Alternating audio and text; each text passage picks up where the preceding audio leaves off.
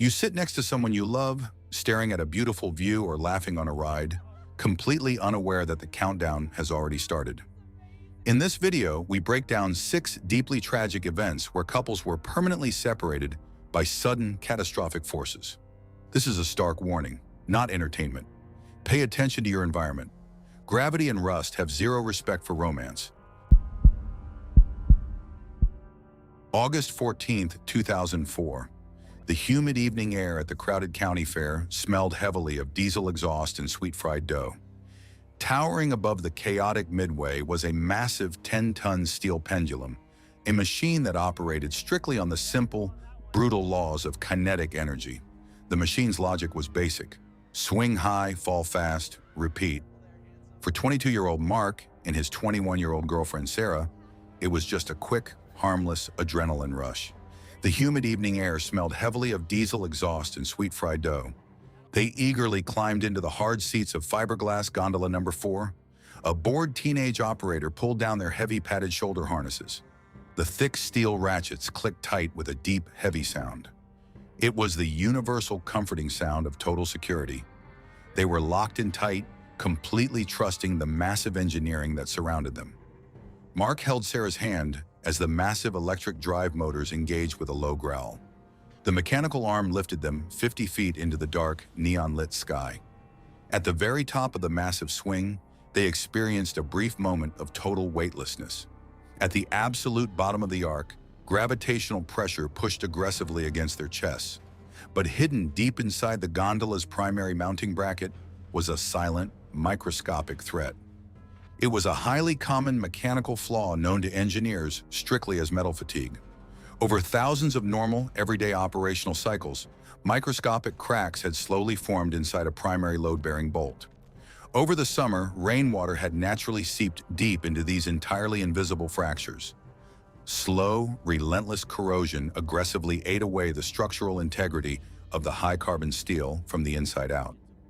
On the exterior, the thick locking pin looked entirely impenetrable and solid. On the inside, it was essentially a hollowed-out honeycomb of brittle orange rust. At exactly 9:15 p.m., the ride reached its maximum operational velocity. The heavy metal arm plummeted toward the solid earth at 60 miles per hour. As it crossed the absolute lowest point of its swing, the kinetic load spiked perfectly. Mark and Sarah were instantly hit with exactly 3 Gs of centrifugal force. This meant their bodies suddenly felt 3 times heavier than their normal mass. The deeply corroded steel bolt was forced to absorb this brutal, sudden transfer of kinetic weight. It simply could not hold the immense tension. The rusted metal sheared cleanly in half with a sharp, violent crack. That single mechanical failure triggered an instant, disastrous chain reaction. The entire massive weight of their specific gondola violently shifted off its horizontal axis. This sudden, violent lurch transferred immense, unplanned pressure to the secondary aluminum safety brackets. They snapped instantly like entirely dry winter branches. The aggressively twisting steel frame heavily warped the structural casing of the primary safety door. The internal mechanical latches deformed rapidly under the sheer kinetic pressure. The heavy fiberglass door simply popped wide open, fully exposing the dark, empty sky. Sarah instantly lost her stable seating position as the cabin violently tilted outward. Mark reacted purely on primitive, desperate human instinct. He ignored the crushing gravitational pressure on his chest and threw his left arm out. He blindly grabbed her wrist, his fingers locking around her arm for one agonizing fraction of a second. It was a fleeting mechanical connection against an overwhelming physical force. But normal human muscle tissue cannot ever defeat the cold, unyielding laws of physics.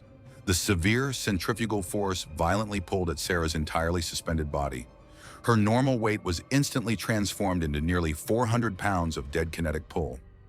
The severe physical strain on Mark's forearm simply exceeded the absolute limit of human muscle endurance. His physical grip inevitably failed. His sweating fingers violently slipped across her skin. The immense outward pressure effortlessly ejected her from the completely compromised cabin. She was launched backward into the empty air, suspended high above the crowded midway. The terrifying freefall descent was incredibly brief. The final impact with the solid asphalt 50 feet below was instantaneous and absolute.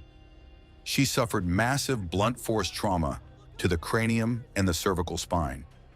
The extreme kinetic energy transfer resulted in immediate structural failure of the skeletal system. This rapid, overwhelming physical trauma caused instant cardiac arrest and a total cessation of central nervous system functions. There was absolutely no prolonged suffering, only a clinical, irreversible end. The massive mechanical pendulum continued to swing blindly through the dark night sky. It was completely indifferent to the sudden, violent absence of its passenger. Automated emergency brakes finally shrieked to life, filling the humid air with the sharp scent of burning friction pads. Mark remained helplessly trapped in the warped, swaying gondola. He sat totally frozen in shock, staring blankly at his empty, shaking hand. Far below him, the flashing neon lights brightly illuminated the chaotic midway. The cheerful, synthesized music of the fairground continued to play without any interruption. It was a surreal, lingering echo of a permanently shattered reality. March 12, 2008. The heavy steel body of a silver sedan slowly cooled in the chilly evening air. A freezing ocean breeze carried the sharp scent of salt water up the sheer coastline. The massive sky over the Pacific Ocean was a bruised canvas of deep purple and burning orange. The rhythmic crashing of the surf 130 feet below provided a constant, hypnotic baseline. 23-year-old David and 22-year-old Emily sat comfortably on the warm metal hood of the parked vehicle. They were entirely enveloped in the quiet intimacy of a flawless date. David had specifically parked the heavy car exactly 6 feet from the edge of the scenic overlook. He wanted to give them a perfectly unobstructed view of the vanishing sun. Emily leaned warmly against his shoulder, her eyes fixed peacefully on the distant horizon. They felt perfectly anchored to the world, assuming the massive coastal cliff was a permanent fortress of stone. This designated scenic overlook was a highly popular local destination. It was fundamentally presumed completely safe by the thousands of visiting drivers who parked there every year. However, coastal geology is a slow, relentless engine of quiet destruction.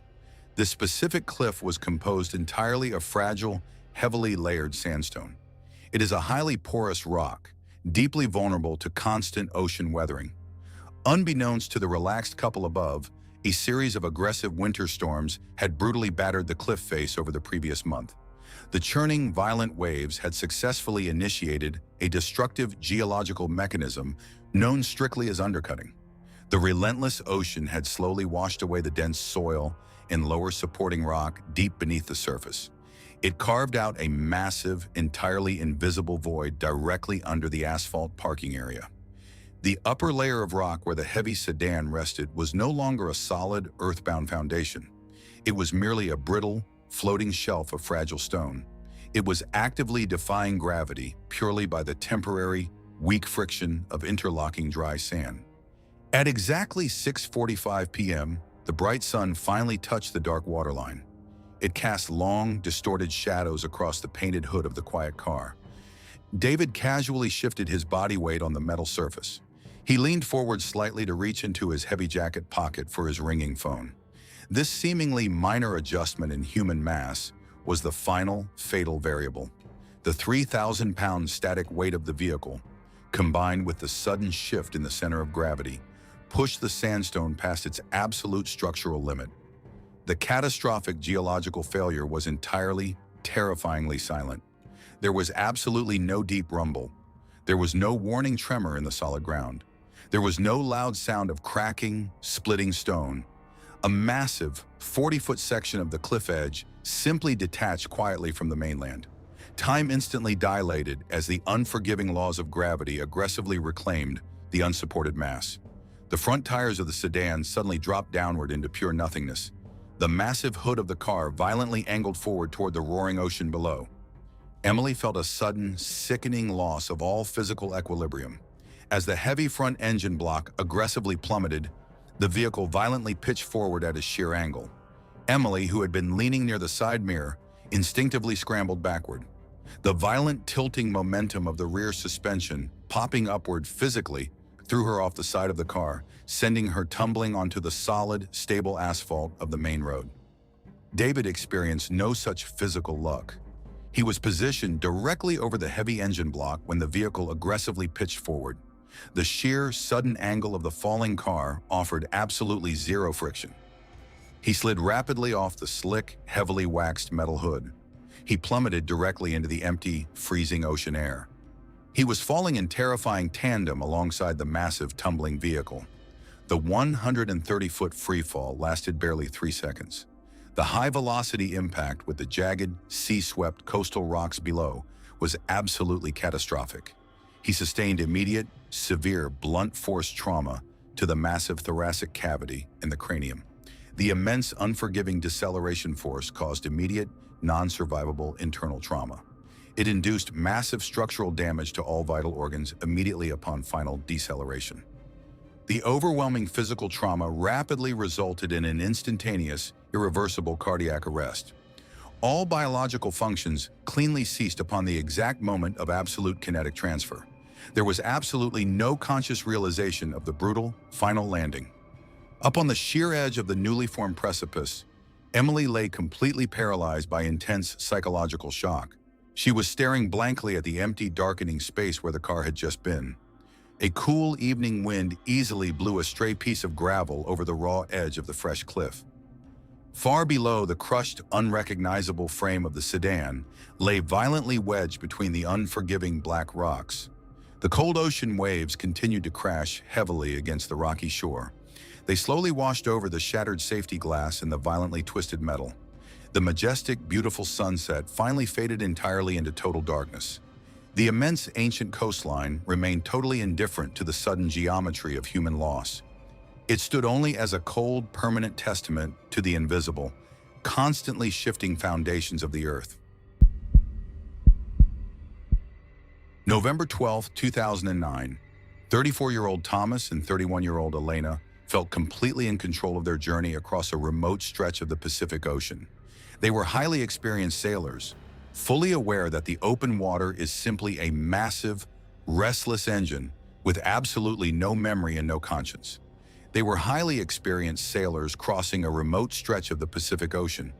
Their 40-foot fiberglass sailboat was built specifically to handle rough water. The late afternoon sky was a boring, flat gray. The onboard weather radar showed a totally stable atmospheric system. The ocean swells were a completely predictable 8 feet high. Down below in the galley, Elena was carefully boiling water for coffee. The small cabin smelled warmly of roasted beans and damp wool. Up on the deck, Thomas stood firmly at the wooden helm. The biting, salty wind whipped aggressively against his heavy jacket. He wore a specialized marine safety harness. A thick nylon strap securely connected him to the boat's main steel line. This simple metal clip was the ultimate guarantee of survival. It firmly anchored his fragile human body to the heavy ship. But the open ocean actively hides terrifying mathematical secrets. Standard weather forecasts only predict average wave heights based on normal winds. Sometimes deep underwater currents collide with surface winds at the exact perfect angle. This rare alignment forces multiple smaller waves to physically merge together. They aggressively steal kinetic energy from each other and stack up into one giant peak. Oceanographers call this rare phenomenon a rogue wave. It is an isolated vertical wall of moving water that completely ignores the weather forecast. It does not ever show up on normal marine radar systems. At 4:15 p.m., Thomas noticed a jammed rigging line near the front mast. To physically reach it, he had to step around a heavy metal winch. He made a completely routine, everyday choice. He briefly unclipped his steel safety carabiner from the main secure line. It was a minor rule violation meant to last exactly 3 seconds. The exact moment the heavy metal latch clicked open, the boat dropped. The entire vessel fell heavily into a massive, sudden hole in the water surface. Thomas instantly lost his balance on the steeply slanted fiberglass deck. He looked up and saw a towering, 60-foot wall of dark water. It completely blocked out the entire gray sky. Time instantly slowed down to a brutal crawl. Thomas desperately scrambled backward, his cold hands slipping on the wet plastic. He frantically reached for the solid steel lifeline. But the physical impact was instantaneous and incredibly violent. Thousands of tons of crushing water slammed directly into the small boat. The brutal kinetic force rolled the heavy yacht entirely on its side. The flat deck became a sheer vertical cliff. Without his safety tether, Thomas had absolutely nothing to hold on to. He was instantly swept over the edge into the freezing, churning abyss. The violent transition from the cold air into the icy water was brutal. The sudden thermal shock immediately triggered an involuntary gasp reflex. Instead of life-saving oxygen, his lungs instantly filled with heavy, freezing salt water. The extreme cold paralyzed his major muscle groups in mere seconds. He suffered immediate, overwhelming hypoxia as the water flooded his system. The sudden, absolute lack of oxygen led to a rapid cardiac arrest. Total biological failure occurred just moments after he impacted the water. Deep below the surface, the heavy underwater currents pulled his body into the dark void. On the surface, the heavily damaged yacht violently bounced back upright. The heavy lead keel deep underwater forcefully pushed the boat back onto its hull. The massive rogue wave had already vanished completely into the vast distance. The surrounding sea instantly returned to a completely normal, calm state. Down in the flooded cabin, Elena survived the violent roll with severe bruises. She desperately crawled up the angled stairs to the ruined deck, screaming his name. But the massive surface current had already grabbed the broken, drifting boat. It forcefully dragged the disabled yacht away from the exact spot where Thomas fell. The ocean was completely indifferent to the tiny human struggle. The empty nylon safety straps simply swung back and forth in the cold wind. The vast, dark horizon remained completely empty and absolutely silent. July 23, 2011. The deeply wooded river gorge was a stunning piece of wild nature. Bright summer sunlight filtered heavily through the dense green canopy above. It created moving, scattered patterns of light on the damp gray rocks. The incredibly loud roar of a river plunging over a stone ledge filled the air. It was a beautiful, entirely secluded location for a romantic afternoon. 26-year-old Jason and 24-year-old Maya were happily celebrating their third anniversary. They had carefully unpacked a small picnic on a flat, warm granite boulder. They sat comfortably right next to the rapidly moving water. The river looked completely magnificent and strangely peaceful at the bottom of the falls. The deep plunge pool was heavily filled with swirling white foam and dark blue eddies. Maya smiled warmly and pointed directly at a bright purple wildflower. It was growing aggressively out of a crack near the waterline. She carefully stood up and walked slowly toward the slippery edge. She completely trusted the solid-looking ground beneath her bare feet. But natural river geometry often creates perfect, entirely invisible traps. When a massive volume of water pours vertically over a steep ledge, it digs deeply. As the heavy water plunges underwater, it forcefully drags massive amounts of surface air with it. This intense, violent mixing process creates what experts call highly aerated water. The physical density of this bubbly, frothy liquid drops drastically compared to normal water. In this highly aerated zone, natural human buoyancy completely fails. A human body cannot float in bubbles. It will sink instantly like a heavy stone. Furthermore, the immense volume of water hitting the bottom has nowhere to go. It hits the shallow riverbed and violently curls backward toward the waterfall. This creates a relentless, spinning underwater current known strictly as a hydraulic boil. It is an inescapable, perpetual washing machine driven entirely by endless kinetic energy. At 2:40 p.m., Maya carefully stepped onto a smooth, rounded river stone. The rock was completely covered in a microscopic layer of slick, black algae. Her foot suddenly slipped outward with absolutely zero friction. She lost her physical balance entirely and tumbled backward. She fell directly into the frothy white edge of the deep plunge pool. The freezing mountain water instantly engulfed her thin summer clothes. Jason did not hesitate or pause to calculate the severe physical risk. Driven purely by a sudden spike of adrenaline and blind protective instinct, he sprinted forward. He dove aggressively into the churning white foam to desperately grab her arm. The fatal exchange of biological fate was entirely instantaneous. A random, powerful outward surge of water miraculously caught Maya's lighter body. The chaotic current forcefully ejected her entirely out of the main drop zone. It pushed her heavily onto a shallow, completely safe gravel bank. Jason, however, landed directly in the exact center of the descending water column. The heavily aerated water offered absolutely zero physical resistance to his dense body mass. He sank instantly, pulled violently down to the dark, jagged riverbed. The immense downward force of the waterfall completely trapped him. He was caught entirely inside the lethal, circular hydraulic current. The overwhelming water pressure aggressively slammed his body against the submerged rocks. He sustained massive, repeated, blunt force trauma to the cranium and the torso. The relentless, churning cycle forcefully dragged him across the rocky bottom. It aggressively pushed him upward and then violently sucked him backward again. Every frantic attempt to physically swim toward the surface was mathematically impossible. The freezing temperature rapidly drained his physical stamina and induced severe muscular paralysis. His biological oxygen reserves were completely depleted within 90 seconds. The overwhelming instinct to breathe forced his mouth open underwater. His lungs immediately flooded with the heavy, icy river water. Massive mechanical asphyxiation occurred rapidly within his system. This severe trauma resulted in an immediate, irreversible cardiac arrest. Total loss of consciousness and biological cessation followed predictably. He remained permanently trapped in the violent, unseen rotational cycle deep below. On the safe, solid shore, Maya lay coughing violently on the sharp stones. She was completely soaked, shivering uncontrollably, and screaming blindly into the deafening noise. The heavy, beautiful waterfall continued to roar downward, entirely unchanged. The immense volume of cold water crashed over the stone ledge with unfeeling precision. A single, crushed purple wildflower slowly floated out of the churning white foam. It drifted away calmly down the river, spinning lazily in a quiet, entirely safe eddy. April 14, 2012. The wind screamed aggressively through the rusted steel lattice of the abandoned radio tower. It was a massive, decaying metal needle piercing 1,000 feet into the flat, gray sky. 24-year-old Alex and 22-year-old Jenna were highly experienced urban explorers.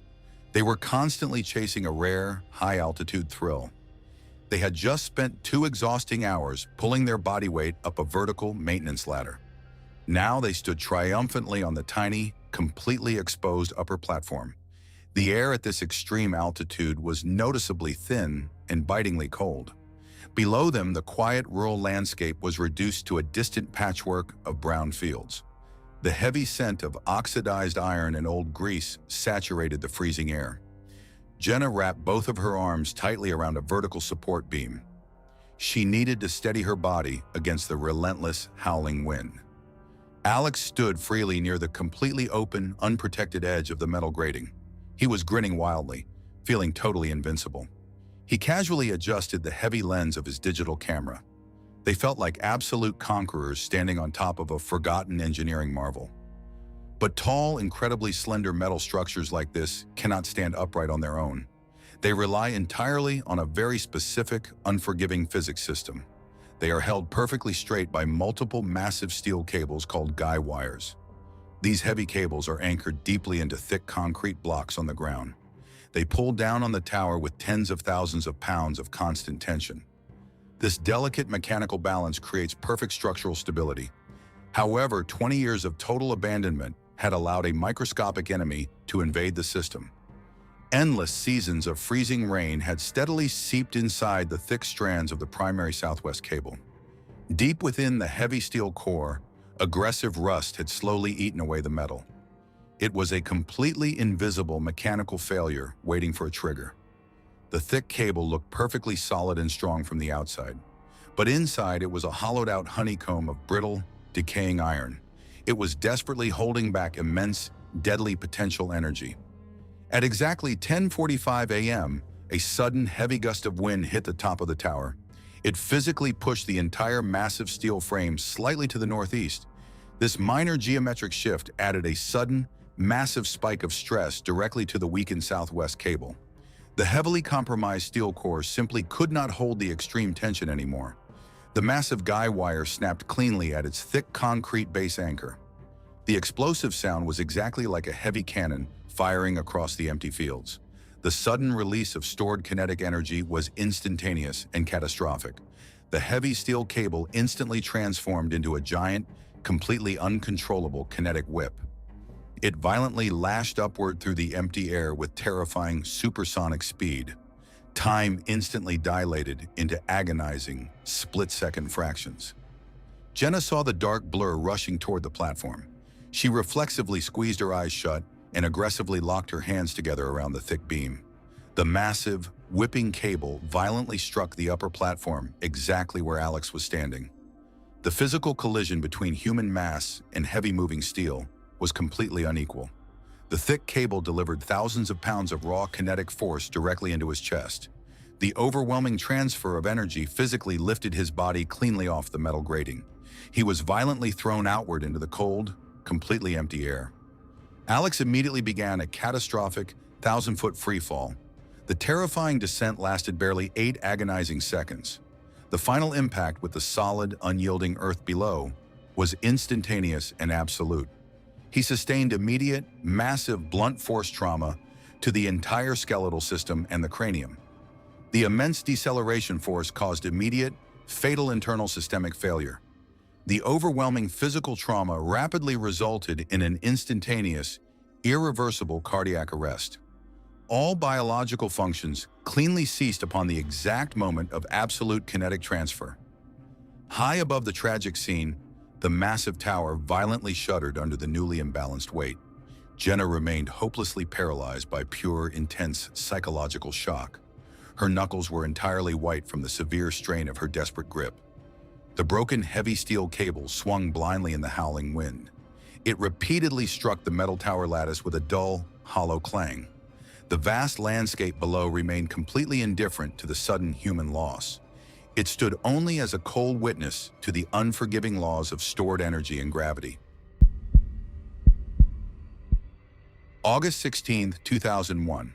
The elevated wooden boardwalk in the volcanic park existed for a very critical reason. It was a carefully engineered safety structure designed to keep visitors alive. It kept thousands of tourists strictly isolated from the chaotic, violent geology burning just below their feet. The highly active geothermal basin felt like an alien planet baking under the bright summer sun. The thick, humid air was heavily saturated with the sharp, rotten egg scent of raw sulfur. Hissing steam continuously escaped from deep, jagged fissures scattered across the barren landscape. 23-year-old Colin and 22-year-old Hillary walked comfortably hand in hand along the safe wooden path. They were enjoying a perfectly normal, relaxed afternoon hike. Hillary smiled warmly as she adjusted her sunglasses against the harsh white glare of the mineral deposits. Colin carried an expensive camera, aggressively searching for the perfect, unobstructed photograph. He spotted a slightly elevated, dry patch of pale earth. It was located just 5 feet away from the safety of the wooden railing.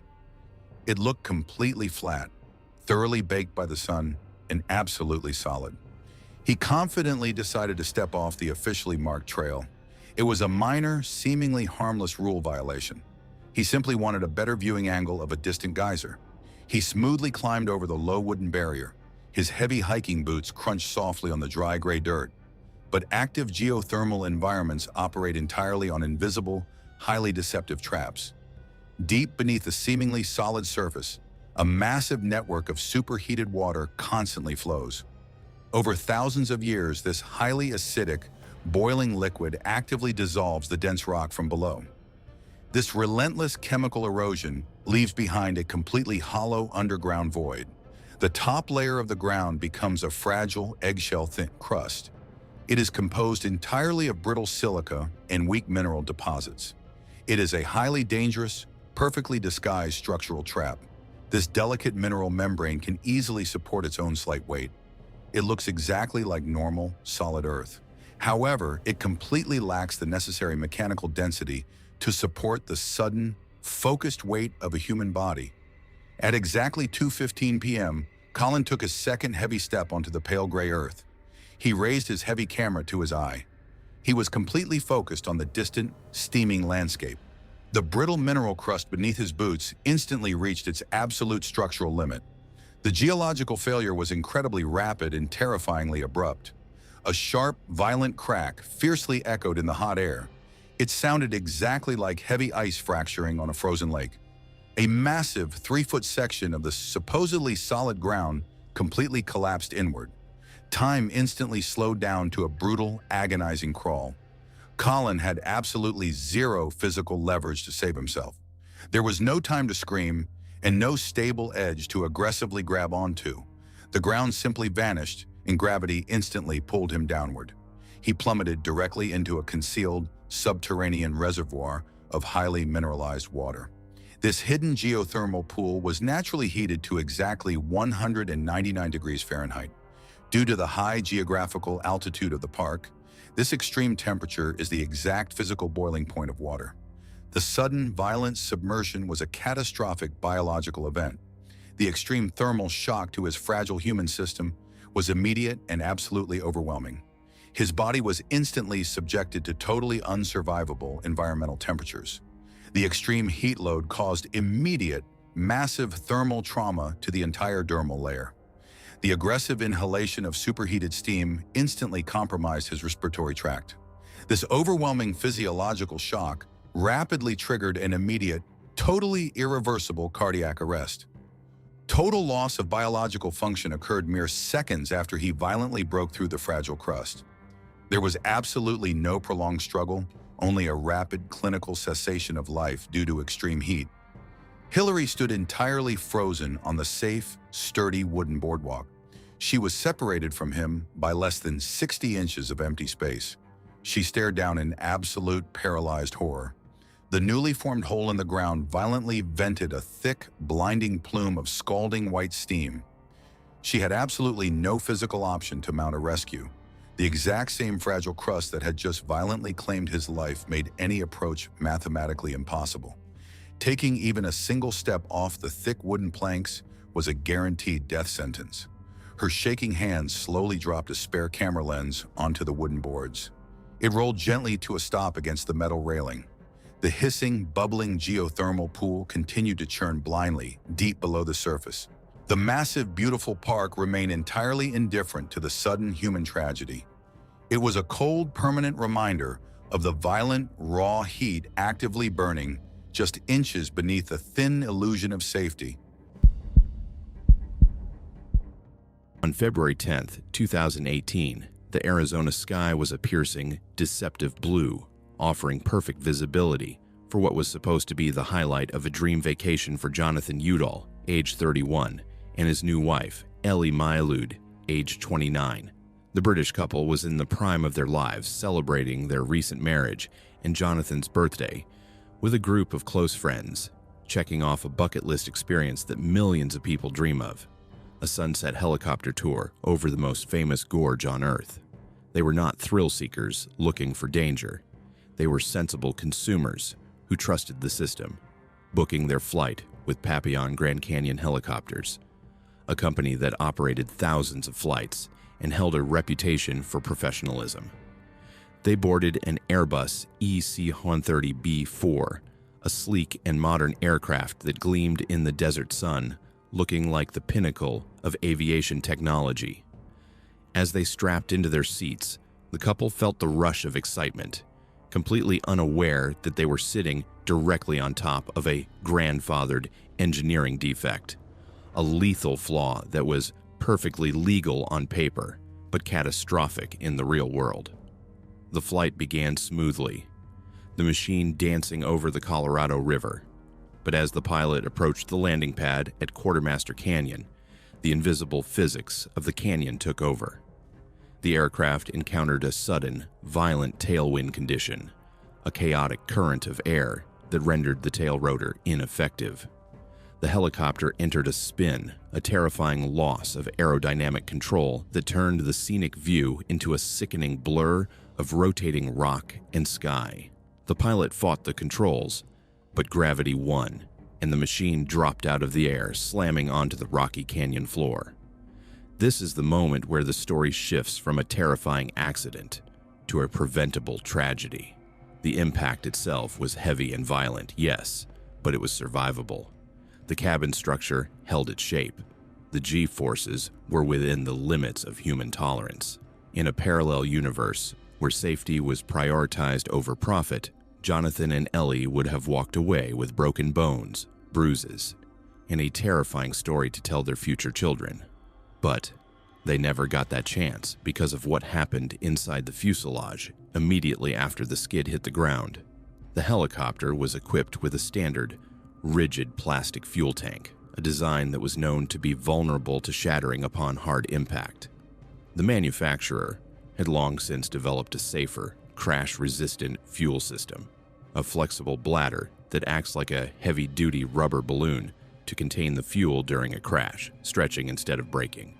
But because of a regulatory loophole, the operator was not legally required to retrofit older helicopter models with this life-saving technology. It was a cold calculation of cost versus risk, and on that February afternoon, the math turned against the newlyweds. Upon impact, the rigid tank cracked open like an eggshell. Gallons of highly flammable Jet A fuel poured out, instantly coating the wreckage and the ground. Within seconds, a spark, likely from severed wiring or hot metal scraping against stone, ignited the vapor. The survivable accident instantly transformed into a thermal trap. Jonathan and Ellie were conscious. They were alive, but they were pinned in their seats by the wreckage, surrounded by a rapidly expanding wall of fire.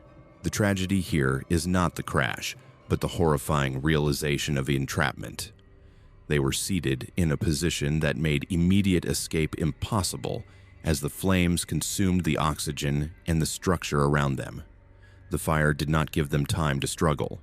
It moved with the speed of a chemical reaction, turning the cabin into a furnace before rescue could even be attempted by the bystanders who ran toward the smoke.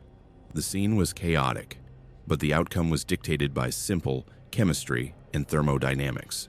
Jonathan and Ellie were eventually pulled from the wreckage, still alive but suffering from catastrophic thermal injuries that compromised their bodies beyond the point of recovery. They fought for their lives in a hospital for several weeks, holding on through sheer will, but the damage to their biological systems was total. They passed away days apart, their honeymoon ending not with the sunset, but with the slow, beeped rhythm of a life support machines fading into silence. The subsequent investigation exposed the brutal truth that haunts this case. A simple rubber bladder, costing a fraction of the helicopter's price, would have prevented the fire entirely. The fuel would have stayed contained, the helicopter would have been just a broken piece of metal, and the passengers would have been survivors. Their deaths forced a massive shift in the aviation industry, leading to new laws requiring crash-resistant fuel systems in all helicopters and closing the loophole that killed them. Jonathan and Ellie Udall did not die because of a fall from the sky. They died because a corporation decided that upgrading a fuel tank was an unnecessary expense, proving that in the calculus of modern tourism, safety is sometimes treated as a luxury option until a tragedy forces it to become a requirement. The ancient dream of flight is often romanticized as a peaceful drift among the clouds, a silent escape from the noise of the world below.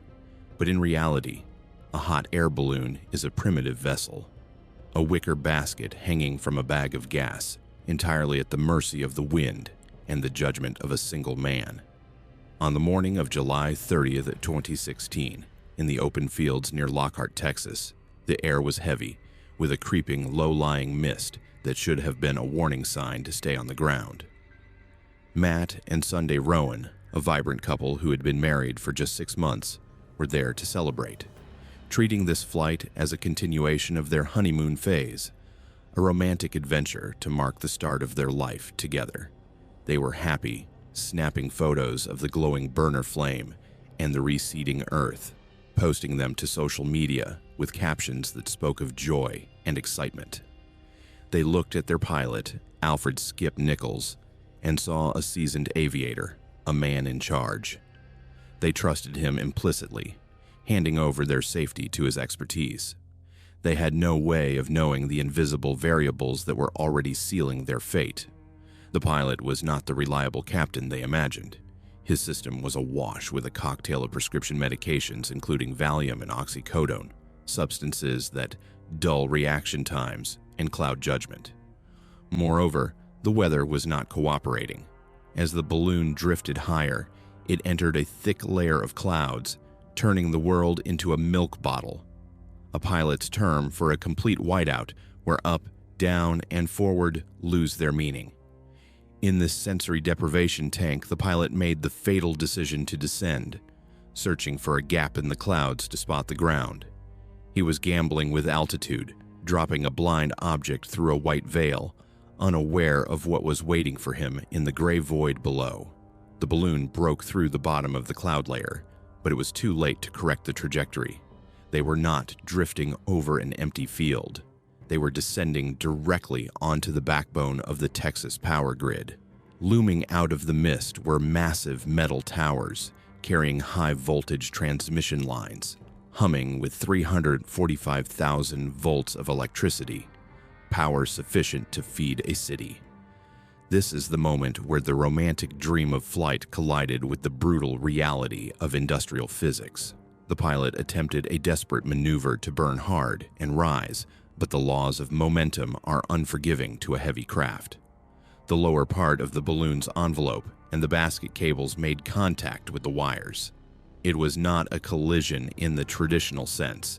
It was an electrical event of catastrophic magnitude. When 345,000 volts bridge a gap, they do not just shock. They create an electrical arc hotter than the surface of the sun. The air itself turned into plasma. The sound was not a crash, but a deafening, thunderous crack that shook the ground for miles. The electrical current surged through the metal cables suspending the basket, instantly melting them. In a fraction of a second, the basket was severed from the balloon envelope. The colorful fabric of the balloon, freed from its weight, shot upward into the sky while the basket, now a burning cage containing Matt, Sunday, and 14 others, fell nearly 100 feet to the pasture below. The tragedy is that the passengers likely had no time to process the transition from a peaceful morning flight to a terminal disaster. The electrical arc and the subsequent fall happened faster than the human brain can maximize a fear response. The fire that followed on the ground was intense, fed by the propane tanks used for the burner, erasing any chance of survival or rescue. Matt and Sunday Rowan, who had just begun to build their shared future, were gone before the smoke even cleared. The investigation revealed that the pilot had received weather warnings, but chose to launch anyway, a decision compounded by his impaired medical state. The passengers paid the ultimate price for the illusion of competence. They believed that because a service was sold, it was safe. They believed that the man at the controls was a guardian, not a liability. This story stands as a terrifying reminder of the fragility of the human body when suspended in a primitive craft amidst the high-energy infrastructure of the modern world. One moment, they were floating in silence, holding hands. The next, they were simply gone, victims of a blind descent into a voltage that biology was never meant to withstand. The Alpine mountains at night possess a duality that is both enchanting and terrifying.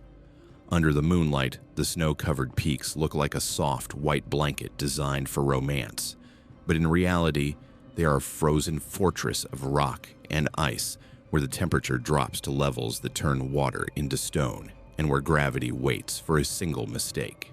In January 2014, the Cermis Massif in the Trentino region of Italy was the picturesque backdrop for the honeymoon of Michela and Alessandro, a young Italian couple who had come to the mountains to celebrate the beginning of their shared life. They were seeking the kind of magic that tourism brochures promise, a pristine winter wonderland, far from the noise of the city, where the silence is absolute and the air is pure. On their final night, they decided to partake in a popular but deceptive activity, a nighttime snowmobile excursion. To the untrained eye, a snowmobile appears to be a recreational toy, a jet ski on snow that is easy to handle and fun to ride. This is a fatal misconception. A modern snowmobile is a heavy industrial machine, weighing over 500 pounds, powered by an engine capable of immense torque, and it requires significant physical strength and shifting of body weight to steer, especially on uneven terrain. Alessandro took the controls, with Michaela holding onto him from behind, trusting his guidance and the stability of the machine. They set off into the darkness, the headlight of the snowmobile cutting a narrow tunnel of visibility through the vast, pitch-black void of the forest. For a while, the ride was everything they imagined. The rush of cold air, the roar of the engine, and the thrill of speed. But the mountain has a treacherous geography that is hidden by the night. As they navigated the trail, the visual cues that humans rely on for orientation, depth perception, horizon lines, and peripheral vision were erased by the darkness. The fatal factor here was the snow itself. During the day, the sun softens the surface, making it forgiving. But at night, the temperature plummets, and the snowpack refreezes into a substance that is physically closer to concrete than to powder. Alessandro, likely disoriented by the lack of visual reference points or misjudging a turn in the deceptive light, steered the machine slightly off the groomed path. It was a matter of inches, but on a mountain, inches determined survival. The snowmobile's ski caught an edge or dipped into a depression, and the center of gravity shifted past the point of no return. The heavy machine did not just slide, it rolled. This is the moment where the romantic excursion ended and the laws of physics took over with brutal indifference. The couple was ejected from the seat, but they were on a steep, icy slope with a gradient that made stopping impossible. They were no longer tourists. They were falling objects accelerating due to gravity. The tragedy was compounded by the terrain. They were not tumbling into soft drifts. They were sliding at high velocity down a chute of ice, punctuated by jagged rocks and dense pine trees that acted as immovable barriers. The impact was not a cushion. It was a collision with a solid, unyielding force. The mechanics of the trauma were severe and instantaneous. The human body, fragile and unprotected against such kinetic energy, struck the natural obstacles of the ravine with a force that caused catastrophic injuries incompatible with life. The silence that followed the crash was heavier than the roar of the engine had ever been. There were no witnesses in the isolated darkness, no immediate sirens, only the cold wind hissing through the trees. Rescue teams were eventually alerted when the couple failed to return, but the mountain does not give up its victims easily. When the responders finally located the wreckage at the bottom of the ravine, the scene was one of stillness. Michaela and Alessandro had been thrown from the vehicle, their bodies coming to rest on the frozen ground, the cold preserving the final tragedy of their honeymoon. They had died not because they were reckless daredevils, but because they underestimated the environment.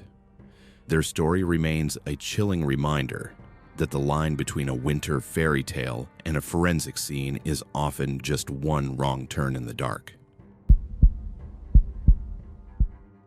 The ocean is a hostile environment that tolerates human presence only as long as our technology holds and our nerves remain calm.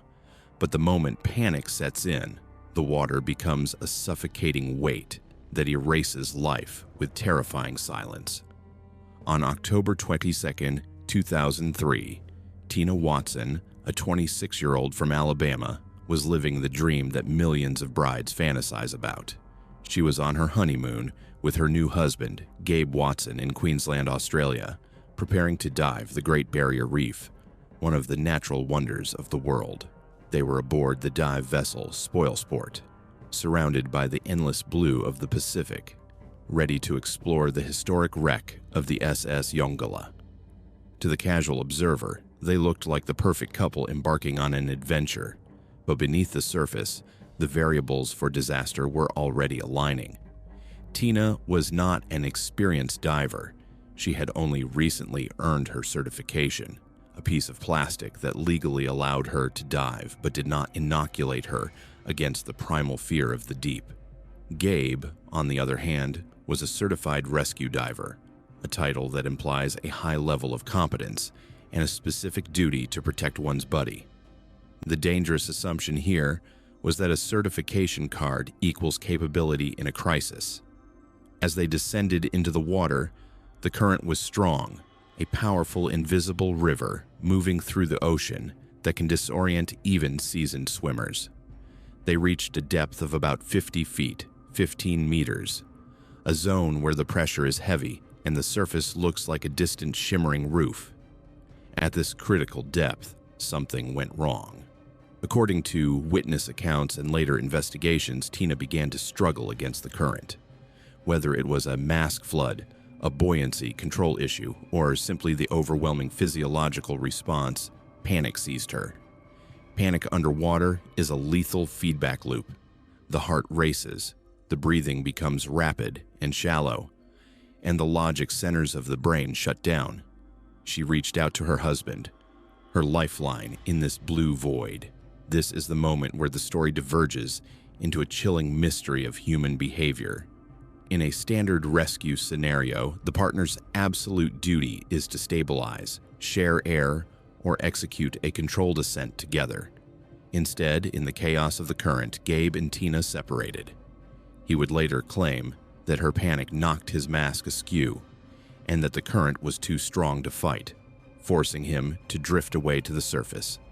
What followed was a scene of horrifying slow-motion tragedy captured on the periphery of another diver's camera. While Gabe ascended to the surface alone, Tina did not. She did not thrash or fight. She simply sank. Overcome by unconsciousness or hypoxic blackout, she drifted downward, a silent figure in a wetsuit falling toward the sea floor. She came to rest on the sandy bottom, face up, her regulator out of her mouth, staring blankly at the surface she would never reach again. It was a picture of absolute loneliness. Other divers nearby, realizing something was wrong, swam to her aid, but the minutes that had passed were fatal. They brought her to the surface, and the crew of the Spoilsport fought desperately to revive her, performing CPR on the deck of the ship while her husband watched. But the physiology of drowning is unforgiving. The brain, starved of oxygen, had suffered irreversible damage. Tina was pronounced dead, her honeymoon ending in a body bag on the deck of a boat in paradise. The aftermath was a storm of legal battles and accusations, with Gabe Watson pleading guilty to manslaughter for failing to fulfill his duty as a rescue buddy, serving a short sentence in Australia. But beyond the courtroom drama, the death of Tina Watson stands as a brutal lesson in the fragility of trust underwater. It exposes the terrifying reality that when you strap on a tank and descend into the deep, your life is often in the hands of the person swimming next to you. If that person panics, fails, or makes a selfish choice, the ocean will claim you without hesitation. Tina died because she trusted that her partner and her training would save her, unaware that in the silent, crushing pressure of the deep, you are ultimately alone. The seduction of flight is powerful because it offers a perspective usually reserved for birds, a feeling of total, weightless freedom high above the mundane world. But in the unregulated corners of the adventure tourism industry, this freedom is often suspended by a single, cheap piece of synthetic rope that has been used one too many times. In July 2010, on the sun-drenched coast of Alibag, India, Ganesh and Sinu were celebrating the beginning of their marriage with the kind of naive optimism that defines a honeymoon. They were young, deeply in love, and caught up in the vibrant energy of the beach, eager to create a memory that would last a lifetime. They decided to try parasailing, a popular activity where a parachute is towed behind a speedboat, lifting the riders into the sky like a kite. To the tourists on the ground, it looks effortless and safe, a gentle glide over the water. But mechanically, it is a high-stress system where the entire weight of the passengers and the immense drag of the parachute are focused on one critical point: the tow rope. Ganesh and Sinu were strapped into the tandem harness, trusting the operators, the boat, and the equipment implicitly. As the boat accelerated, The canopy inflated with a snap, and they were lifted off the sands of Varsoli Beach, rising higher into the air until the people below looked like scattered ants. For a few minutes, it was pure magic. They were floating 300 feet, about 100 meters, in the air holding hands, looking out at the vast Arabian Sea, feeling like they were flying. But the physics of parasailing are unforgiving, and the equipment they were trusting was silently failing. The rope connecting them to the boat was under tremendous tension, fighting the lift of the parachute and the drag of the wind.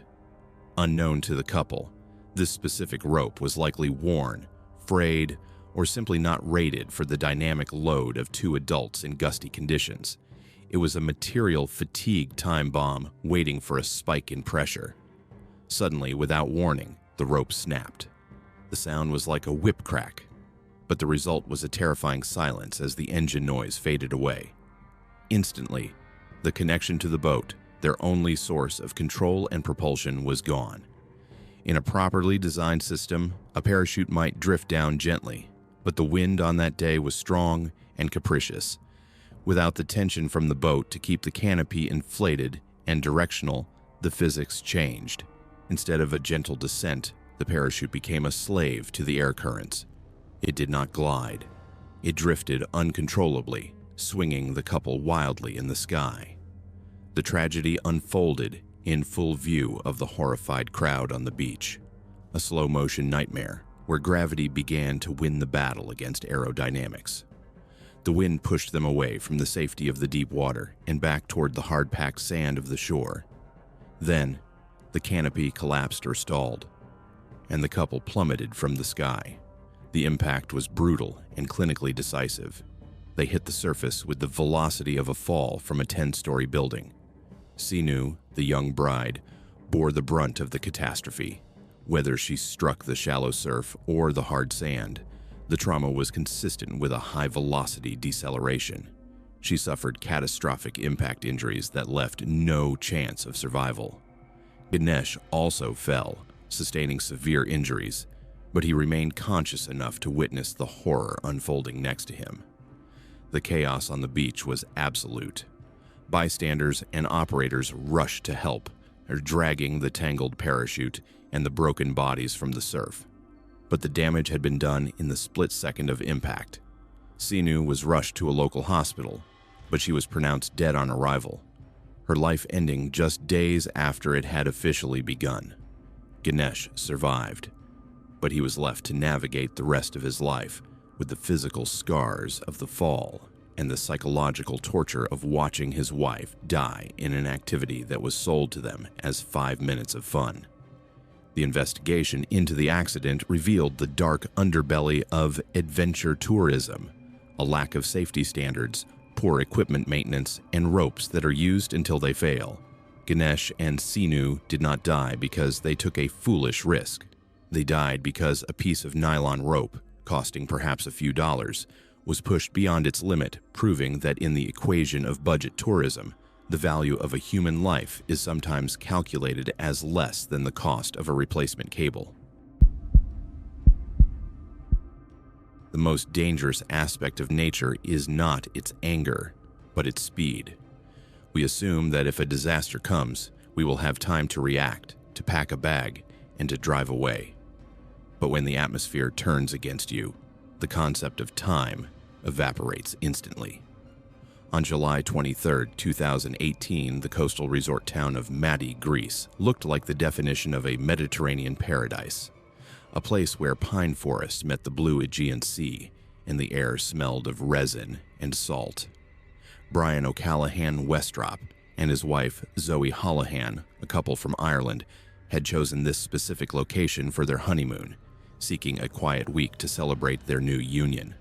They were in the absolute prime of their happiness, relaxed and tanned, completely unaware that the geography of the town, narrow winding streets surrounded by dense, dry vegetation, was essentially a dormant trap waiting for a spark.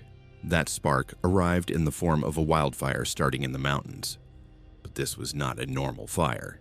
It was driven by gale-force winds reaching 75 miles per hour, creating a phenomenon known as a firestorm. In this state, fire behaves less like a chemical reaction and more like a flash flood, flowing over the land faster than a human can run, devouring oxygen and spitting out burning embers that ignite new fronts hundreds of yards ahead. When the smoke first appeared, it seemed distant, a problem for someone else, but the wind compressed the timeline of the disaster. Within minutes, the sky turned a bruised apocalyptic orange, and the heat became physical, a heavy blanket pressing down on the resort. Brian and Zoe did what logic and instinct dictated. They grabbed their essential belongings and got into a vehicle to evacuate. This was the moment the trap sprang shut. The infrastructure of Mahdi was not built for a mass exodus. The narrow roads instantly clogged with panic, turning into a gridlock of cars that were no longer vehicles but metal cages waiting for the flames. Realizing that the car was a coffin, the couple made the split-second decision to abandon it and run for the only safe place left, the sea. They joined a chaotic stream of tourists and locals fleeing toward the water, running through a landscape that was rapidly disintegrating. The smoke was now a solid wall, stinging the eyes and choking the lungs, reducing visibility to almost zero. The heat was so intense it felt like a physical blow, radiating from burning pines that exploded like bombs due to the sap boiling inside them. In this sensory hell, the most tragic moment of their lives occurred. Brian and Zoe were holding hands, tethered together by fear and love, navigating the burning debris. But amidst the stampede of terrified people and the blinding smoke, their grip was broken. It wasn't a conscious choice. It was a consequence of pure chaos, a stumble, a push from the crowd, a moment of disorientation in the dark smoke. One moment, Zoe felt her husband's hand. The next, she was grasping at empty, superheated air. She screamed his name, but the roar of the wind and the fire swallowed her voice. Forced forward by the crushing crowd and the searing heat, Zoe made it to the water's edge, suffering from painful burns, and found refuge in a sea cave, huddled with others as the town burned above them. She survived the night, clinging to the desperate hope that Brian was just a few yards away, perhaps on another part of the beach. But the fire had moved faster than him. Brian had become disoriented in the thick, toxic smoke, separated from the path to safety by a wall of flames. His body was found later, tragically close to the water that would have saved him. He passed away before the flames reached him. Rather, he had likely succumbed to the thermal intensity and the toxic gases, his system overwhelmed by the extreme environment before the flames even reached him. The aftermath of this event is heartbreaking. Zoe emerged from the hospital weeks later, a widow before she had even finished her honeymoon, carrying the physical scars of the fire and the psychological weight of that split second when their hands parted. The Mahdi fire killed 104 people that day, proving that when nature decides to reclaim the land, our modern confidence in safety, rescue, and tomorrow is stripped away, leaving us with nothing but the primitive, brutal struggle to breathe. Yosemite National Park is not merely a tourist destination. It is a massive geological machine that operates on a timescale far beyond human comprehension. A cathedral of vertical granite where the earth is constantly shedding its skin. In this valley of giants, the scenery is breathtaking, but the mechanisms that create this beauty, gravity and erosion, are also the park's most efficient killers. It was here that a young man brought his girlfriend, Andrea Litta, for what was intended to be the defining moment of their adult lives. They were hiking along one of the park's iconic trails, moving toward a scenic overlook that offered a panoramic view of the valley floor bathed in the golden, hazy light of the setting sun. The plan was meticulously crafted. Reach the summit at twilight, allow the majesty of the landscape to set the emotional stage, and then, in the quiet solitude of the peaks, ask for her hand in marriage. The ring was not on his finger. It was hidden deep within the main compartment of his hiking backpack, encased in a small velvet box that seemed to weigh heavy with the gravity of the future he was about to propose. For the last hour of the hike, his mind was racing not with the physical exertion of the climb, but with the rehearsal of his speech and the anticipation of her smile. Andrea, walking a few paces ahead of him, was completely unaware of the life-altering question sitting just a few feet behind her spine. She was simply enjoying the raw, natural beauty of the American West, breathing in the crisp mountain air and trusting in the solidity of the ground beneath her feet. But high above them, nearly 1,000 feet up the sheer face of the cliff, a geological clock was about to strike midnight. The phenomenon is known as exfoliation, a process where layers of granite, under immense pressure, slowly peel away from the main rock face like the layers of a giant onion. A slab of rock, weighing several tons, had been held in place by nothing more than friction and a few crystalline bonds that had finally degraded. There was no warning, no ominous rumble, no ground tremor. The bond simply failed. The slab detached from the wall. For the first few seconds of its descent, it fell in absolute silence, a massive kinetic object accelerating at 32 feet per second squared. As it struck the cliff face on its way down, it shattered into a violent spray of smaller boulders and jagged shrapnel, creating a lethal cone of debris raining down toward the trail below. The sound reached the couple only a fraction of a second before the rock did.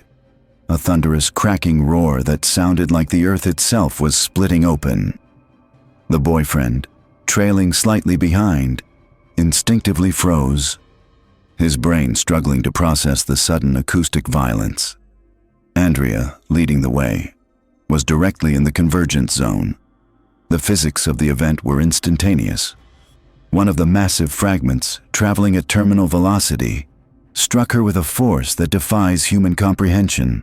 There was no time for fear, no time for pain, and no time for a final realization of mortality.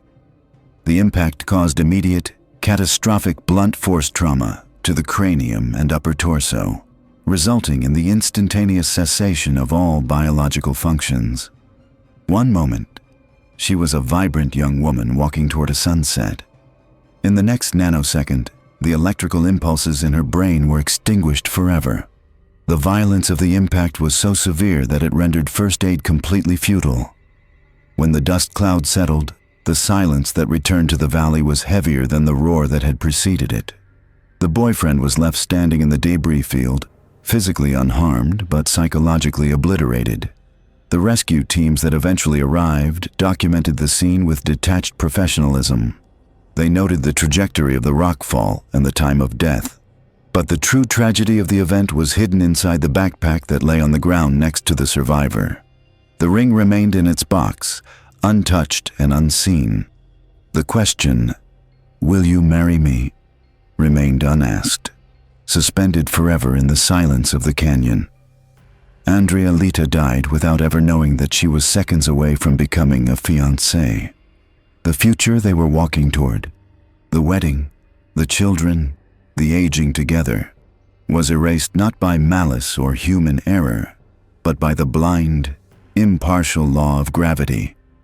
The rock did not hate them, it simply fell, and in that fall, it turned a symbol of eternal love into a cold artifact of a life cut short, proving that nature offers no special protection to those in love.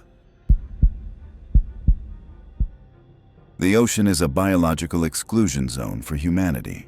It is a high-pressure, oxygen-free environment that tolerates our presence only for as long as we can suspend the fundamental requirements of our metabolism. In September, Stephen Weber Jr. and his girlfriend Kanesha Antoine traveled to the remote coast of Pemba Island in the Zanzibar archipelago, seeking a moment of cinematic perfection. They checked into the Manta Resort, specifically booking the underwater room, a floating architectural marvel anchored to the seafloor where the bedroom is submerged 13 feet beneath the surface of the Indian Ocean. It is a sealed glass capsule surrounded by the infinite blue, a place where humans are the exhibit and the fish are the spectators. Stephen had formulated a plan that was as romantic as it was physically dangerous. He would free dive from the deck above, swim down to the bedroom window, and present his proposal through the reinforced glass while Kenesha filmed from the safety of the dry, air-filled interior. It was a stunt that required precise timing and significant physical exertion, as he would be fighting the natural buoyancy of his own body without the aid of heavy scuba gear. On the third day of their trip, Stephen entered the water. Down in the submerged bedroom, Kenesha pressed record on her smartphone. Stephen appeared in the frame, wearing only swim shorts and goggles. He was struggling visibly against the lift of the salt water, his muscles tense as he pressed a handwritten note against the thick glass pane. The note, sealed in a plastic Ziploc bag, bore a message that would soon take on a devastating, permanent irony. "I can't hold my breath long enough to tell you everything I love about you." He flipped the paper over to reveal the final question: "Will you marry me?" Inside the pressurized capsule, the reaction was pure euphoria. Kenesha laughed and cheered, her voice captured on the video, vibrating with the thrill of a future promised. Stephen then pulled a small ring box from his pocket, opened it to show the jewelry, and looked at her through the glass. The connection was made. The proposal was successful, but unseen to the camera, a lethal physiological switch had been flipped inside Stephen's body. To prepare for the dive and extend his time underwater, Stephen likely hyperventilated before jumping in, a common but deadly mistake made by amateur swimmers. Hyperventilation flushes carbon dioxide out of the bloodstream, which is the gas that triggers the brain's alarm to breathe. It does not, however, significantly increase oxygen storage. This creates a trap known as shallow water blackout. As Stephen held his position at the window, his oxygen levels were plummeting toward a critical baseline, but because his carbon dioxide levels were artificially low, his brain sent no distress signal. He felt fine. He felt no air hunger. When he finally pushed off the glass to begin his ascent, the exertion burned the last molecules of available oxygen. He swam upward, moving out of the frame of Kenesha's video. She continued to record, laughing, waiting for the splash above. She waited. The water outside the window remained calm and empty. Stephen never breached the surface. Somewhere in those 13 feet of vertical ascent, the light simply went out in his mind. He lost consciousness before he could take a breath, and the ocean reclaimed him instantly. There was no struggle. The tragedy is compounded by the digital record. The video exists as a permanent testament to the exact moment his life ended. He died believing he had succeeded, while she watched the empty blue water, thinking he was just swimming up to celebrate. By the time resort staff were alerted and his body was pulled from the water, the window for resuscitation had firmly closed.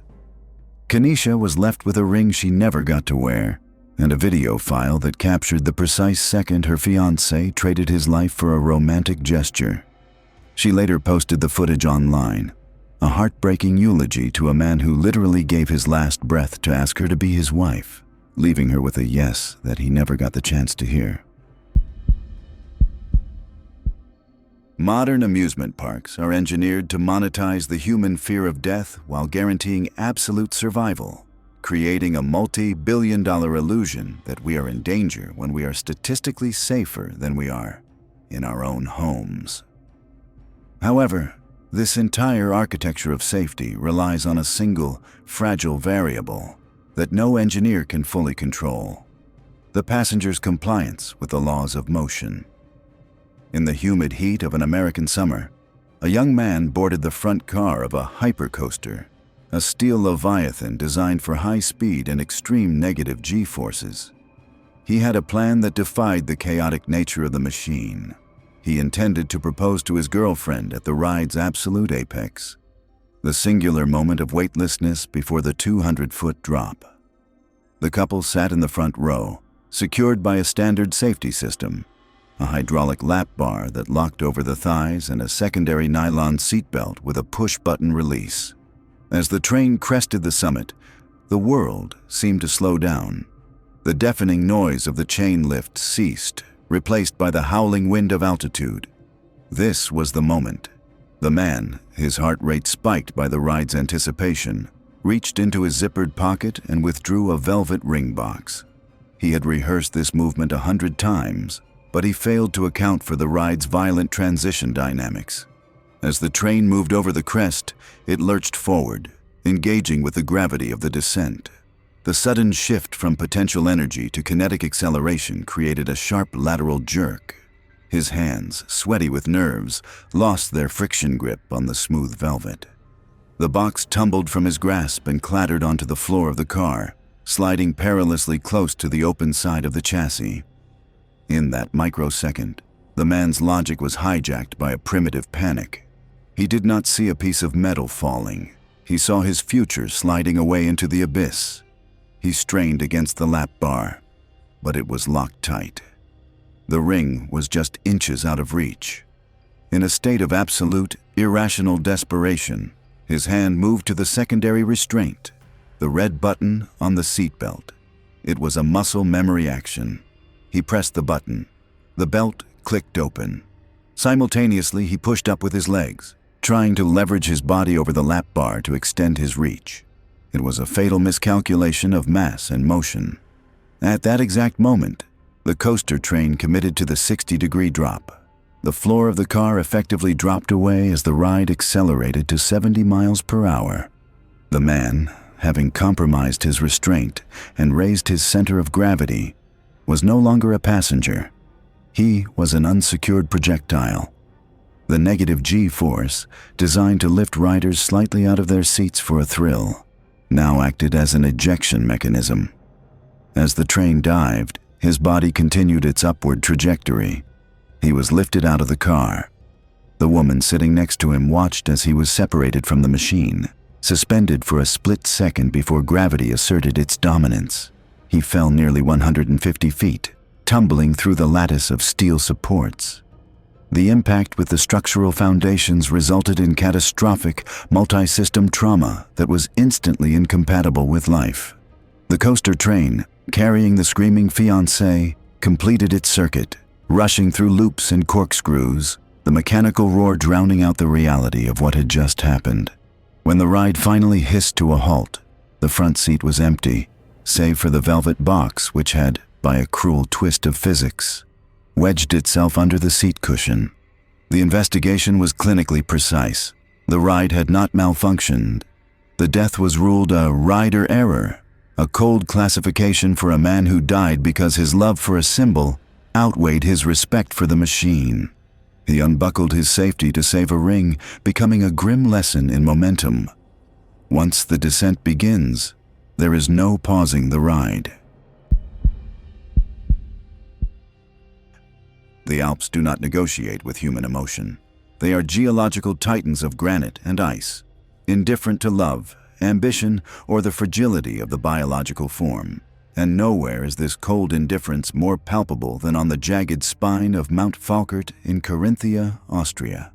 It was December, a month when the Nockberg Mountains are wrapped in a deceptive shroud of pristine white snow, creating a visual masterpiece that lures the romantic eye while concealing a lethal lack of friction underfoot.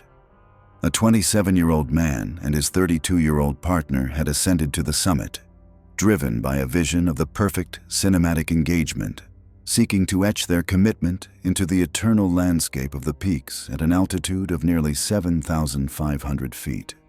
They were not professional alpinists. They were a couple in love, distracted by the adrenaline of the moment and the breathtaking panoramic view, unaware that they were standing on a surface where the margin for error was non-existent.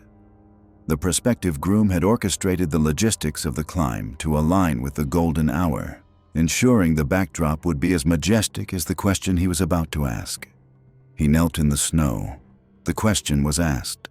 The answer was a euphoric yes, a moment of supreme dopamine release that flooded their brains, momentarily dulling the primal survival instincts that demand constant vigilance on a ridgeline. In this split second of hormonal rush, the connection to the physical reality of the mountain was severed. The woman, overwhelmed by the rush of endorphins and the sheer magnitude of the moment, shifted her weight just an inch too far. It was a microscopic error in a macroscopic danger zone. Her boot found a patch of slick ice hidden beneath a dusting of loose powder, and the coefficient of friction instantly dropped to 0. She began to slide. The physics of the situation were immediate and merciless. Gravity claimed her, pulling her toward a precipice with a terrifying vertical drop. The fiancé did not hesitate.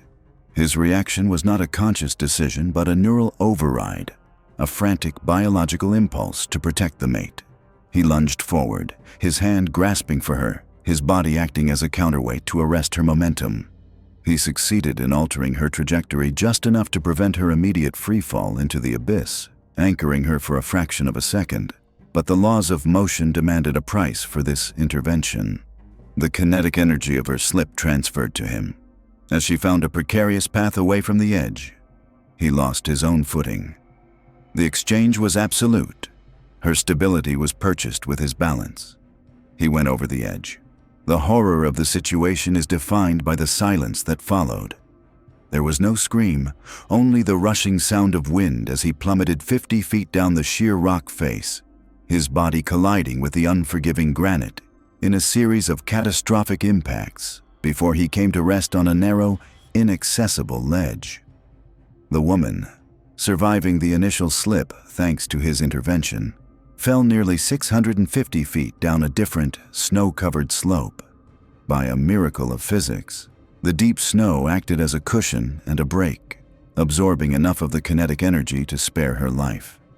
She lay there near a frozen lake, battered, concussed, and in shock, while he lay broken on the cliffs above. The rescue operation that followed was a complex ballet of high-altitude mechanics involving the Alpine Polizei and emergency helicopters, specifically the crew of the C-11 rescue chopper. The pilots battled erratic wind shears to lower a rope to the site, the rotors cutting through the thin mountain air with a rhythmic, mechanical thrum that contrasted with the stillness of the tragedy below. When the emergency physician finally reached the groom, the diagnosis was grim. The fall had subjected his skeletal structure to forces far beyond the human tolerance limit. He had sustained multiple blunt force traumas and catastrophic internal injuries compatible with a high-velocity impact against solid rock. While the woman was airlifted to a hospital in Friesach, surviving with serious but treatable injuries, her partner's life was extinguished on the mountain. The romantic narrative they had climbed to create was rewritten by gravity into a forensic report. The ring, the symbol of a future that would never happen, remained a cold artifact of a life cut short.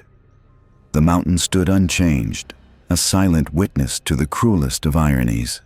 The very act of saving the woman he loved became the mechanism of his own destruction, leaving her to live with the heavy knowledge that her survival was the direct mathematical result of his death. Ibiza is a geographical paradox that lures millions of tourists every year. It is an island globally celebrated as a sanctuary of endless life, vibrant energy, and hedonism. Yet its coastline is defined by jagged, unforgiving geology that offers no hospitality to the careless. In January 2015, the island's western coast, specifically the steep cliffs of Calatarida, became the stage for a tragedy that illustrates the fatal disconnect between human emotion and physical reality. Dimitrina Dimitrova, a 29-year-old woman from Bulgaria, had traveled to the island to visit her boyfriend who was living and working there. He had meticulously planned a moment that was meant to be the romantic zenith of their relationship, a memory that would last a lifetime. He chose a secluded spot atop a high cliff, a location that offered a breathtaking panoramic view of the sunset over the Mediterranean Sea. The setting was perfect. The golden light painting the water, the rhythmic sound of the waves crashing 65 feet below, and the isolation that made the moment feel private and eternal. The boyfriend's intention was to use the grandeur of nature to amplify the weight of his proposal. He led her to the edge, a place where the land ends abruptly and drops vertically into the rocky surf. The air was cool, the view was spectacular, and the mood was electric with anticipation. He knelt on the rough limestone. He presented the ring. He asked the question, Dimitrina's reaction was an explosion of pure, unfiltered joy. In this moment, her brain was flooded with a potent flood of dopamine and adrenaline, a chemical surge so powerful that it momentarily suppressed the primal, background processes responsible for spatial awareness and caution. She said, yes. But speech was not enough to contain the energy coursing through her body. Driven by an overwhelming impulse to express her happiness physically, she began to jump. It was a jump for joy, in the most literal sense, a reflex of celebration that is safe in a living room but lethal on a precipice. The physics of the situation turned catastrophic in a fraction of a second. As she jumped, her landing was imperfect. The uneven limestone surface beneath her boots was not a flat gym floor. It was weathered natural rock. When she landed, her boots slipped, or perhaps she simply misjudged her proximity to the void. The result was a loss of friction and a shift in her center of gravity that carried her beyond the point of no return. Her body, still vibrating with the thrill of the engagement, was suddenly seized by the cold, impartial force of gravity. She went over the edge. The fall was approximately 65 feet, a height that allows for roughly 2 seconds of free fall before impact. It is in this terrifying window of time that the biological tragedy unfolded. The human heart is an electrical pump, highly sensitive to extreme stimuli. The sudden transition from the peak of romantic euphoria to the absolute terror of a free fall created a massive shock to her system. As her body plummeted toward the water's edge, the sheer physiological stress of the event triggered a cardiac crisis. She struck the ground, but the autopsy and medical reports suggested a complexity to her death that goes beyond simple trauma. When the local civil guard and firefighters reached her, she was in a state of cardiac arrest. While the fall had inflicted severe mechanical injuries, blunt force trauma consistent with a high-velocity impact against rock, the medical responders noted that her heart had likely failed due to the extreme shock of the event. The paramedics attempted resuscitation for several minutes, fighting to restart a heart that had been stopped by the collision of two extreme realities: the height of happiness and the depth of terror. They were unsuccessful. Dimitrina died at the scene, minutes after agreeing to be a bride. The irony is clinically devastating. The very emotion that the proposal was designed to elicit, uncontrollable happiness, became the mechanical trigger for her death. She did not trip because she was clumsy. She fell because she was happy. The cliff at Cala Tarita remains unchanged, a silent witness to a moment where a celebration of life was instantly converted into a coroner's case, proving that even in our happiest moments, the laws of physics grant no immunity. The human heart is often romanticized by poets as the spiritual vessel of love, but in the cold, unyielding reality of biology, it is simply a muscular pump driven by delicate electrical impulses, and like any mechanical system, it has a breaking point that can be triggered by the very emotions it is supposed to symbolize. In a bustling private residence in Brazil, a 26-year-old entrepreneur named Matheus Rodrigo Santos prepared for the most significant moment of his young life, completely unaware that his own anatomy was about to betray him in the most cruel way possible. The setting was not a dangerous cliff edge, a deep ocean trench, or a high-speed machine. It was the perceived safety of a family gathering, filled with music, laughter, and the people who loved him most. To the casual observer, this was a celebration of life, but inside Matthias's body, a dangerous physiological storm was silently brewing. He had planned to propose to his girlfriend, a moment he had rehearsed in his mind 1,000 times. But the human body does not always distinguish between the stress of a threat and the stress of extreme joy. As he gathered the attention of the room, standing before friends and family, his sympathetic nervous system began to flood his bloodstream with a potent mix of catecholamines, specifically adrenaline and noradrenaline. This is the body's natural fight-or-flight response, a survival mechanism designed to sharpen focus and accelerate the heart rate to prepare muscles for action. For most young men, This rush is just a flutter of nerves or a racing pulse. But for Matthias, on this specific night, the chemical surge was overwhelming, pushing his cardiovascular system into a red zone of overexertion. He knelt down on the floor. The room went quiet, the music faded, and all eyes were on him. He spoke words of commitment and love, his voice trembling with the immense weight of the occasion. He presented the ring box. His girlfriend, overwhelmed with emotion, said, "Yes." The room erupted in cheers, applause, and the flashes of phone cameras capturing the triumph. The mission was accomplished. The stress should have dissipated, but the biology of the moment took a catastrophic turn. In the seconds following her acceptance, Matthias stood up to embrace his future wife. The joy was absolute. However, the massive spike in heart rate and blood pressure caused by the sheer euphoria placed an unprecedented, sudden demand on his heart muscle. At the exact moment of his triumph, the electrical system that regulates the heartbeat failed under the load. He began to complain of sudden dizziness, a sign that oxygen was no longer reaching his brain efficiently. To the guests, it perhaps looked like he was just overwhelmed by the moment, a swoon of happiness or a joke. But this was not a faint. It was a total system collapse. His body lost its battle with gravity. He collapsed onto the floor, right in front of the woman who had just agreed to spend her life with him. The transition from celebration to emergency was instant and terrifying. The music stopped. The laughter died. The guests, who seconds earlier were clapping, rushed forward in a panic. His fiancée dropped to her knees, not to admire a ring, but to desperately try to wake him, shaking his shoulders as his skin turned pale. The physiology of what happened is a grim reminder of our biological fragility. It is a phenomenon known in medical circles where extreme emotional stress, whether from grief or ecstatic joy, causes the heart muscle to be stunned by a massive surge of the body's own stress hormones, leading to a fatal arrhythmia. The paramedics arrived rapidly and attempted to restart the mechanical pump that had sustained him for 26 years. They fought to restore a rhythm, to bring back the electrical spark that had been extinguished by the shock of happiness. But the damage was metabolic and absolute. Matthias was transported to the hospital, but he was pronounced dead shortly after arrival. The diagnosis was a massive heart attack.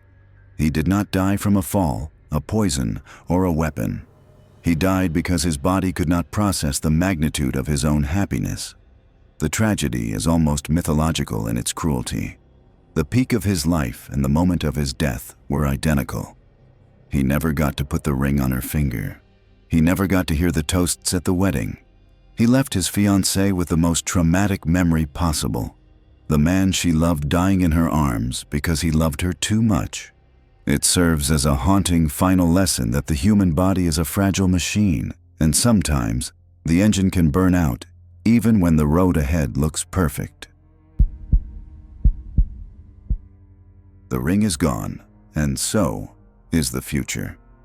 These tragedies were not caused by malice, but by the modern obsession with the perfect shot. Here is the uncomfortable truth. Is a dangerous cinematic proposal actually an act of love, or is it just an act of narcissism designed for social media? Does a relationship really need a cliff edge to be special? Or are you just compensating for something weak? Debate it below. If you value your life more than a photo, subscribe to the channel.